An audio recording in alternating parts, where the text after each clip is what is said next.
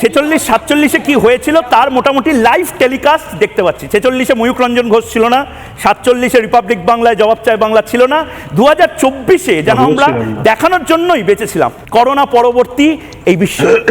ময়ূক, আমার জ্বর, খুব শরীর খারাপ হয়ে আমি মনে হচ্ছে বেঁচে গেছি, কারণ আমি বাড়ি থেকে কথা বলছি আপনার সঙ্গে এবং আমাকে ওই দৃশ্যগুলো দেখতে হচ্ছে না, ওগুলো দেখলে আমি আরো অসুস্থ হয়ে পড়তাম।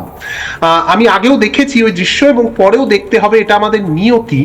আমি শুধু একটাই কথা ভেবে অবাক হয়ে যাই যে 46 থেকে 71 থেকে 2024 কোনো পরিবর্তন হলো না। ব্রিটিশ শাসনের নোয়াখালী, পাকিস্তান শাসনের চুকনগর আর গণপ্রজাতন্ত্রী বাংলাদেশ শাসনের চট্টগ্রাম একদম এক রইল, একভাবে অত্যাচার, এক জনগোষ্ঠীর ওপর, এক ধর্ম সম্প্রদায়ের উপর, এক মানুষের ওপর।